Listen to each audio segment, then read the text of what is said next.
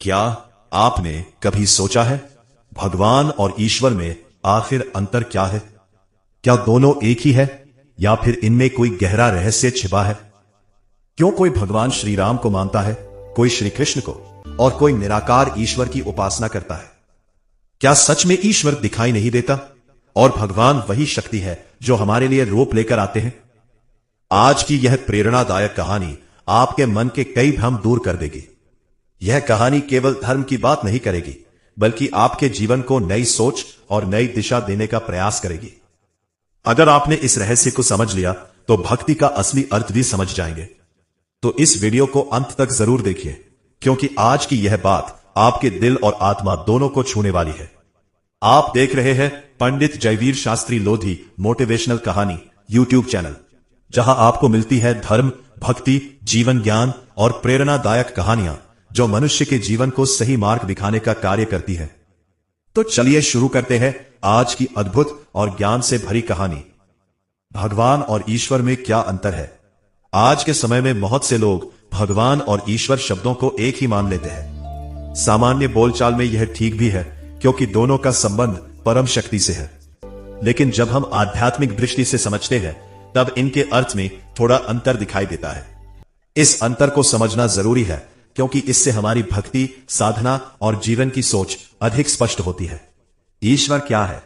ईश्वर उस परम सत्ता को कहा जाता है जो इस पूरे ब्रह्मांड को चलाती है, जिसने संसार की रचना की, जो सबका पालन कर रही है और समय आने पर सबका अंत भी करती है। ईश्वर दिखाई नहीं देता, लेकिन उसकी शक्ति हर जगह काम करती है।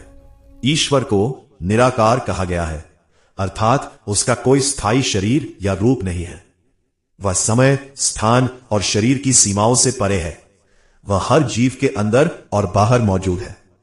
जैसे हवा दिखाई नहीं देती, लेकिन उसका अनुभव होता है। बिजली दिखाई नहीं देती, लेकिन पंखा, बल्ब और मशीनें उसी से चलती हैं। उसी प्रकार ईश्वर दिखाई नहीं देता, लेकिन पूरी सृष्टि उसी की शक्ति से चल रही है। भगवान क्या है? जब वही निराकार ईश्वर किसी रूप में प्रकट होता है, ताकि मनुष्य उसे समझ सके, प्रेम कर सके और उसकी भक्ति कर सके, तब उसे भगवान कहा जाता है। मनुष्य का मन रूप और संबंध चाहता है, इसलिए परम शक्ति अलग अलग रूपों में प्रकट होती है। जैसे श्री राम, श्री कृष्ण, भगवान शिव, विष्णु, माता दुर्गा। इन रूपों में लोग प्रेम, भक्ति और विश्वास के साथ पूजा करते हैं। अर्थात ईश्वर इक्वल निराकार शक्ति, भगवान इक्वल उसी शक्ति का साकार रूप। एक सरल उदाहरण, मान लीजिए सूर्य आकाश में है। उसकी रोशनी हर जगह फैली हुई है। सूर्य की व्यापक रोशनी ईश्वर। वही रोशनी जब एक दर्पण में साफ दिखाई दे, भगवान। यानी भगवान वह माध्यम है जिनके द्वारा मनुष्य ईश्वर को समझ पाता है। दूसरा उदाहरण, पानी का। पानी 3 रूपों में होता है, भाप, पानी, बर्फ।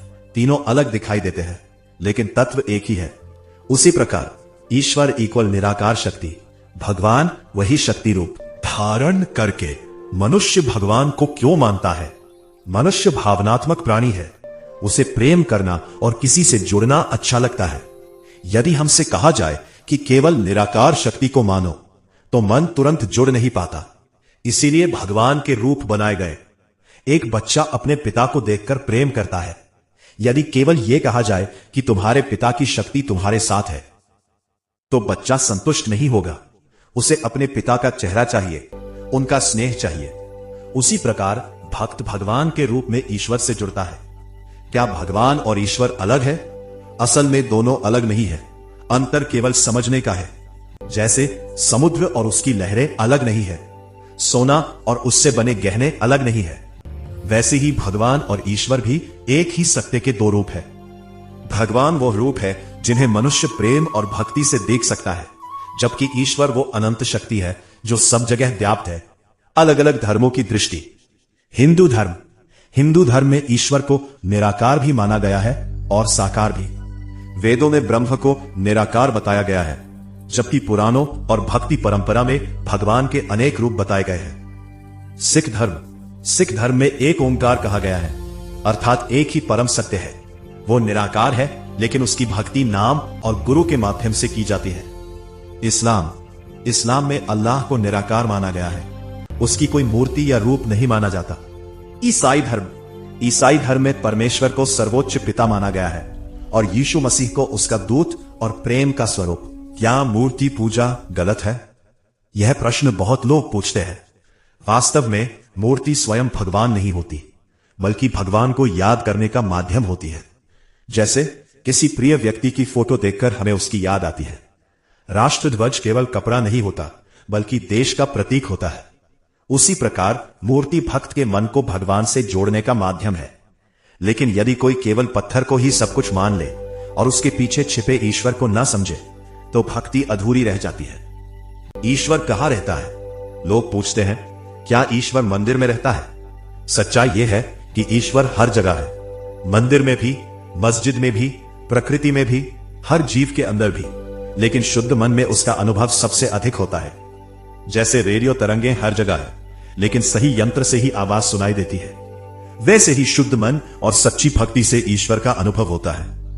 क्या ईश्वर को देखा जा सकता है? आंखों से नहीं, लेकिन अनुभव से महसूस किया जा सकता है। जब मन शांत होता है, भीतर प्रेम जागता है, दया और करुणा आती है, अहंकार कम होता है, तब मनुष्य ईश्वर के निकट आने लगता है। संतों ने कहा है कि ईश्वर बाहर कम और भीतर अधिक मिलता है। भगवान की भक्ति क्यों जरूरी है?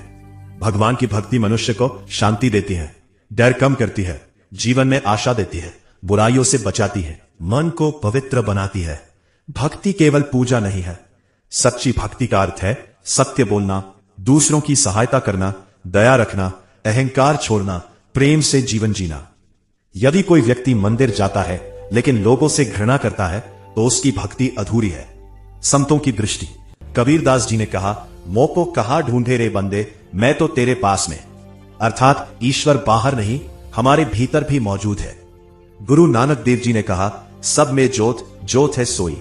अर्थात हर जीव में उसी परमात्मा की ज्योति है। निष्कर्ष, भगवान और ईश्वर में मूल रूप से कोई विरोध नहीं है। दोनों एक ही परम सत्य के अलग अनुभव है। ईश्वर वह अनंत निराकार शक्ति है जो पूरे ब्रह्मांड में व्याप्त है।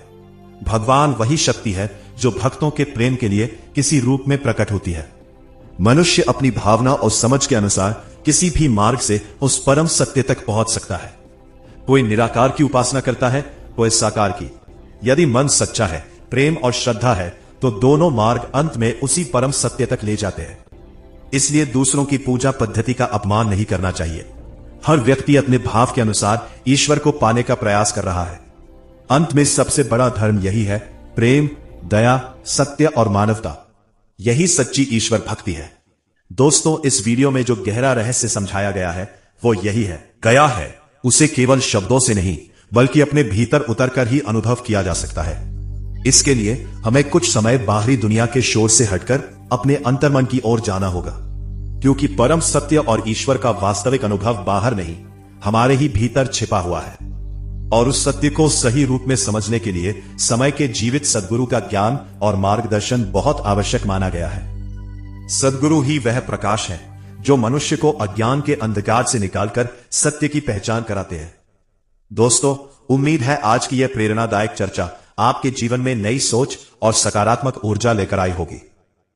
अगर आपको यह कहानी और विचार अच्छे लगे हो तो हमें कमेंट करके जरूर बताइए कि आपको यह चर्चा कैसी लगी। वीडियो पसंद आई हो तो इसे लाइक करें, अपने दोस्तों और परिवार के साथ शेयर करें, ताकि यह ज्ञान अधिक से अधिक लोगों तक पहुंच सके।